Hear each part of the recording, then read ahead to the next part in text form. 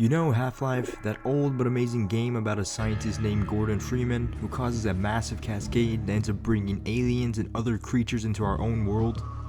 You know that game? Well, it turned 25. This game is amazing. I took some time off to play the new update, and I ended up going down a Half-Life rabbit hole. Now you might be asking, what does this have to do with Cyber Resurgence? Well, let's just say I got a lot of motivation and inspiration from these games. Alongside the 25th anniversary update, there was a documentary that came out that went over the whole development cycle and the background with this game. I'd highly recommend checking it out if you're interested in game development. I also really got inspired from watching some really cool fan projects. Project Borealis and Boreal Elif are some pretty cool projects. However, I haven't seen any updates in a very long time, and I believe Boreal Elif is now cancelled. So, starting with weapons, I really wanted to expand my arsenal. In order to do so, I needed to have the human skeleton already implemented. I decided just to use the epic mannequin skeleton.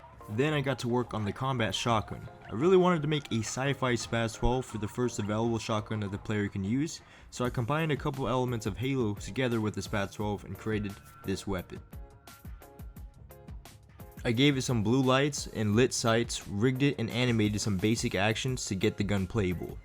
This unfortunately means other weapons no longer have animations, as I will have to recreate them all using the new skeleton. One problem I encountered was the shell reloading code. I eventually used a combination of montages and notifies to create a somewhat seamless approach for reloading individual shells. And hey, it works pretty well. We now have the combat shotgun in-game and usable.